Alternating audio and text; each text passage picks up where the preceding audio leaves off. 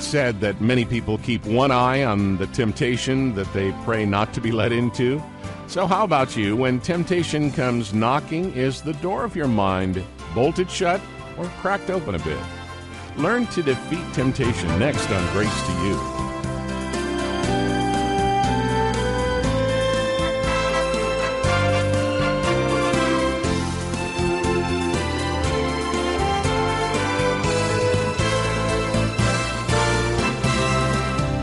Just as a chameleon changes colors to match its background, temptation has a way of, taking on a number of forms.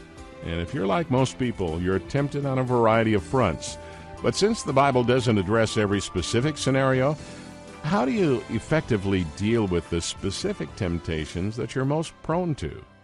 The answer lies in understanding the principles of how temptation works. And today, on Grace to You, John MacArthur looks to Jesus Christ's example of resisting its power, providing a strategy that will see you through any struggle with the world, the flesh, and the devil.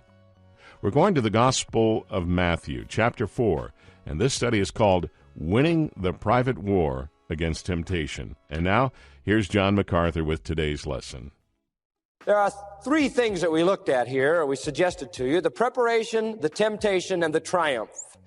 Now let's go to the temptation itself and see how Satan approached it. First of all, verses 3 and 4. There were three aspects to the temptation. We'll see the significance of that as we go. The first temptation begins in verse 3. And when the tempter came to him, he said, "If thou be the Son of God, command that these stones be made bread." But he answered and said, "It is written, man shall not live by bread alone, but by every word that proceedeth out of the mouth of God." Well, Satan is pretty subtle.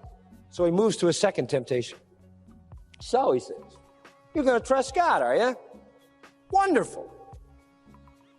You're going to trust God. You're not going to usurp a little of your own authority. You're not going to bypass the issue of obedience. You're not going to grab your satisfaction. You really trust God, do you? Well, prove it. Verse 5. And the devil takes him up into the holy city, Jerusalem, and sets him on a pinnacle of the temple and says unto him, "If thou be the Son of God, and if you're going to trust God so wonderfully as you said, then cast yourself down, for it is written." How interesting. Now who's quoting Scripture? The devil. By the way, he misquotes the verse. Aren't you glad? And for his own ends. "It is written, he shall give his angels charge concerning thee, and in their hands they shall bear thee up, lest at any time thou dash thy foot against a stone." You're big on the Bible, and you're big on believing God. Hey, here's one God said, try it and prove it. Pretty subtle, right? You want to trust God? Here's a great opportunity. Do a swan dive off the pinnacle of the temple and see if he catches you and gives you a nice soft landing. And by the way, in case you're wondering whether that's his will, it says it in the Bible. Ooh, what subtlety. Satan is quoting the Bible, quoting Psalm 91, verses 11 and 12. He's eliminated the problem in the first temptation, and he's offered this option. If you be the Son of God, cast yourself down, for it is written. This is worse. This is a worse temptation. Here's a double sin. The sin really doesn't trust God in the right way, but more than that, it is the sin of presuming on God. You're testing God. In the first temptation, a peril existed. In the second one, you create the peril. Here you say, "God, here I go, catch me." And the psalmist said, "Lord, keep thy servant back from" what kind of sins? Presumptuous sins. And Jesus quotes Deuteronomy 6:16. Jesus said to him, "It is written again, thou shalt not put the Lord thy God to the test." You don't do that to God. My, so prodigious a sign as bailing right off the top of the temple and just settling down a nice soft landing like some kind of a comic book Superman. It would have been enough to convince everybody that this was the Messiah. I mean, that kind of stuff was really amazing. I mean, after all, Malachi said, the Lord whom you seek shall suddenly come to his temple. And that would have been it. Is this what he wanted? Is this what God wanted?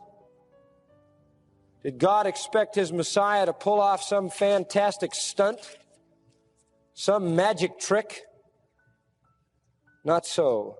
You read in Isaiah chapter 53 that there was no beauty in him, no comeliness, that he was despised, that he was rejected, that he was a man of sorrows, that he was acquainted with grief, that he was rejected by his people, that he was led as a sheep to the slaughter, and as a lamb before her shears is dumb, so he opened not his mouth. He was taken from judgment. You read all about his arrival, and it's all a negative, sad tragedy. That was never God's plan. No big, glamorous, hotshot routine. Public acceptance is never the proof of anything. Never. And John 1 tells us he came not for popularity, but he came to be hated, despised, rejected, and killed. John says he came unto his own received him not. Had he fallen to this temptation, he would have perverted his reason for coming. He would have perverted everything.